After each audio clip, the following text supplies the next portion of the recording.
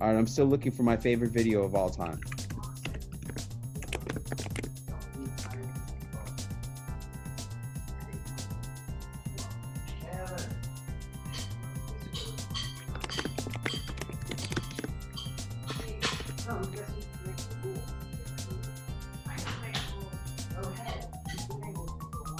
Still looking here. There's so much good stuff in this alumni group. So much good stuff.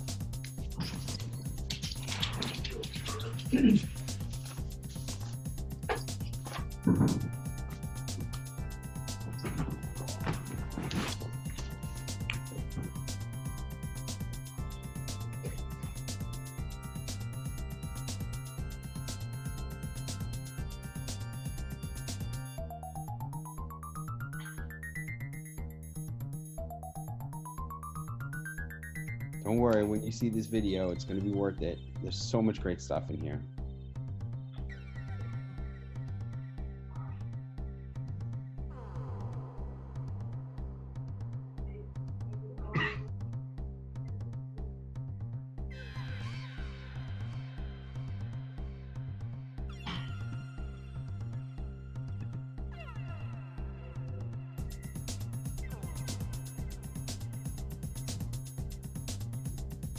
This is it.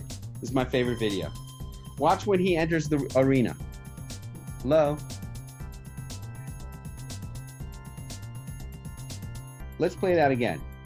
I want everybody to see how Donald Trump enters an arena. Watch closely. His hands are out and open. What do you think that's like? Just an accident? Gary Wilson, you think that's an accident? Nope. You think he has a deliberate reason why he does that? It has a psychological impact. What do you think the psychological impact is? He's open, he's got nothing to hide, and he's warm. Maybe. All right, let me tell you the exact real reason why we do this. This is so important. And I want to show you like how committed I am to this actual thing, okay? Let's go to my YouTube channel. Go to my channel, and we'll pick up my most recent TV appearance. That would be here, Should You Be Afraid? Watch what I do when I start.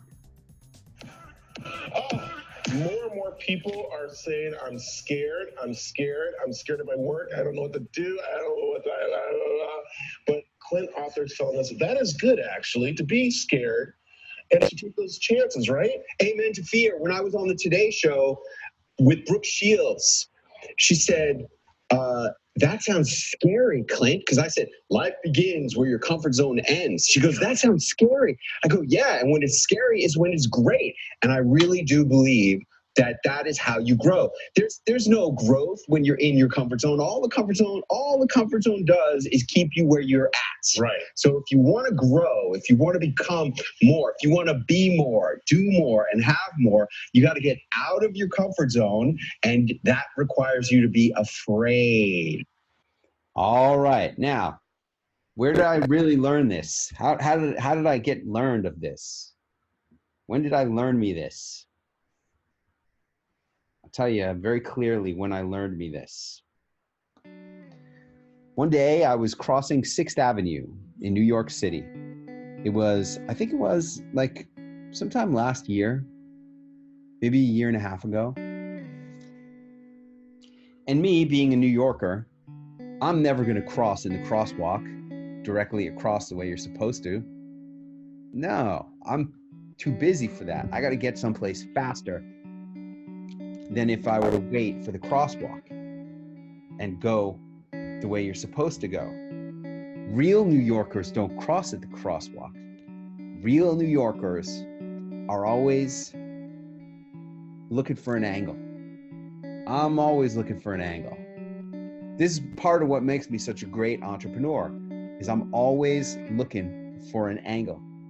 And in this particular case, I was crossing 6th Avenue towards Radio City Music Hall. And I'm on the corner there, and I'm looking up 6th Avenue, like I'm actually looking down 6th Avenue to where the traffic is coming uptown, and I see there's now a break in the traffic. And so, naturally, I take my angle, and I'm gonna cross 6th Avenue, and I'm gonna end up not on the corner, but I'm gonna end up halfway up the block, because I'm going uptown. I gotta get uptown. I got places to go. I'm a New Yorker. I got places to go.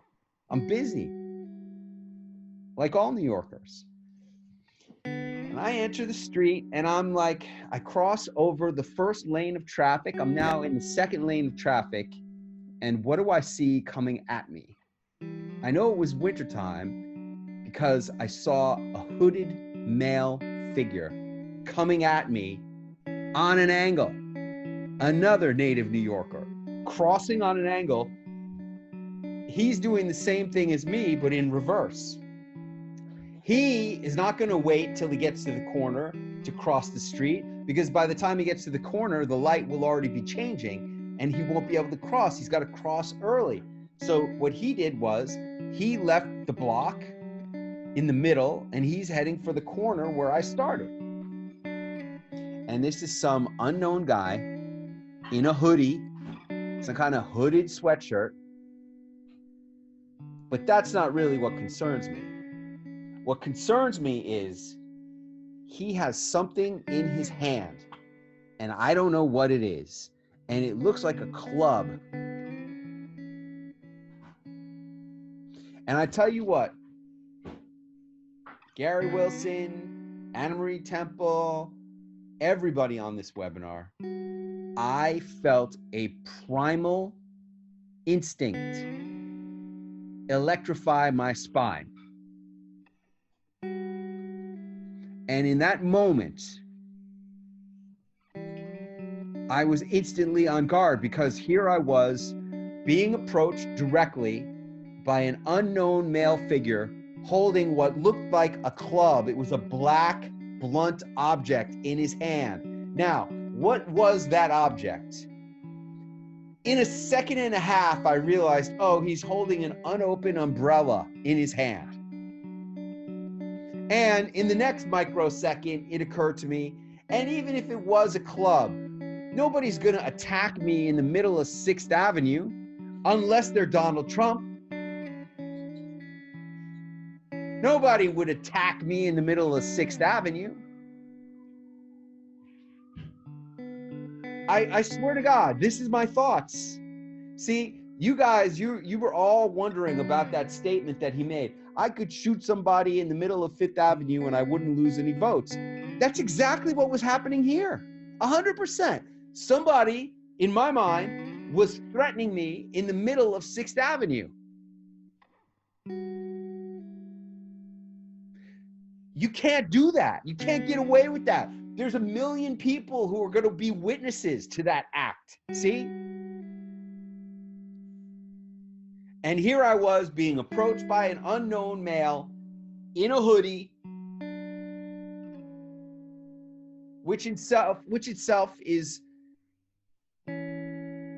almost threatening, because you can't even see the person's face. They're just a face in blackness, right? I couldn't see anything about the person's face. All I saw was a dark, hooded figure coming at me with an object in his hand. It looked like a club. A second later, I realized it's an unopened umbrella because it was raining. And it was in that moment that I fully understand the power of this whole thing about starting with your hands open. Because the first thing anybody looks at when you are approaching them is your hands. That is the first thing they see. The first thing they see. Do you have a weapon in your hand? This is a self-preservation instinct. This is a primal instinct of self-preservation. And studies have proven that if you demonstrate to a person that you have nothing in your hand, you are perceived to be more likable. obviously, because you're demonstrating that you're not a threat. I show you I'm not a threat, you're gonna like me more. This is why whenever in the old days when I used to drive, I've since given up driving. I don't want to drive. Why should I drive? Why should I drive when I got Uber? I don't need to drive. This is my friend. I'm a platinum member of Uber.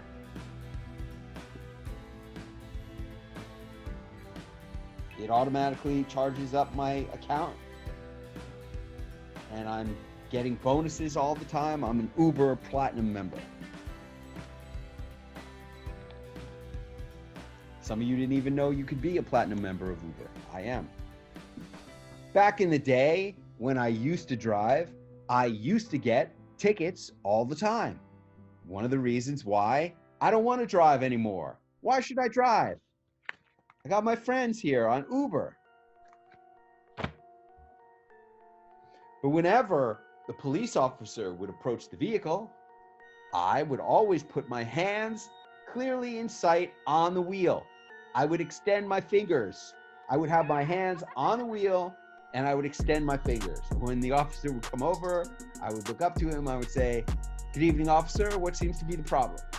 And then he would say, "Well, I clocked you going 106 miles an hour in a 65 zone.